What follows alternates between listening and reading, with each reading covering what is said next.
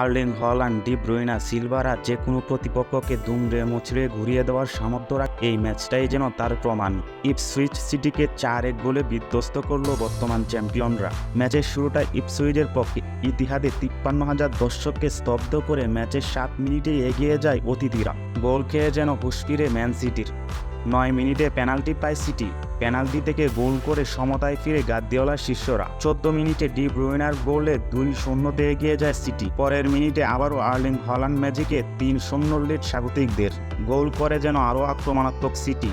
প্রথমার্ধে আরও বেশ কয়েকটি সুযোগ পায়, কিন্তু বাধা হয়ে দাঁড়ায় ভারপুষ্ট। 3-1 এগিয়ে থেকে বিরতিতে যায় গার্দিওলা বাহিনী। সেকেন্ড হাফে মাঠে নেমে প্রতিপক্ষর রক্ষণে আক্রমণের ধারা অব্যাহত রাখে ম্যানচেস্টার সিটি। 88 মিনিটে গোল করে মৌসুমের প্রথম হ্যাটট্রিক করেন আর্লিং হল্যান্ড। বাকিটা সময় আরও বেশ কিছু আক্রমণ করেও ব্যবধান বাড়াতে পারেনি সিটি। ফলে 4-1 জয় নিয়েই মাঠ ছাড়ে বর্তমান চ্যাম্পিয়নরা। নগর প্রতিদ্বন্দ্বী ম্যান সিটি জয় পেলেও মুদ্রার উল্টোপিঠ দেখল ম্যানচেস্টার ইউনাইটেড। ব্রাইটনের কাছে হেরেছে এরিক টেন হ্যাগের দল। স্বাগতিকদের ঘরের মাঠে শুরুতেই পিছিয়ে পড়ে ম্যান ইউ।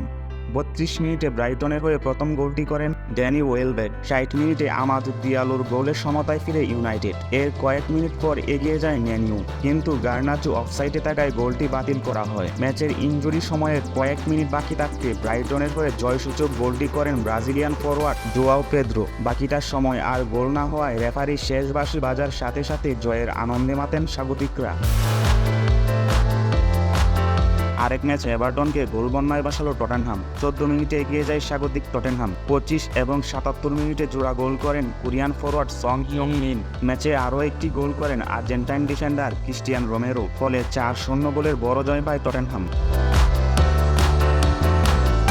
দিনের সবশেষ ম্যাচে অ্যাস্টন ভিলাকে 2-0 গোলে হারিয়েছে আর্সেনাল। গেল 2 সিজন সিটির কাছে তুমুল প্রতিদ্বন্দ্বিতা করেও শেষ দিকে এসে শিরোপা হারাতে হয় গানারদের। এবার সেই দুঃখ ঘোচাতে চায় আর্সেনাল।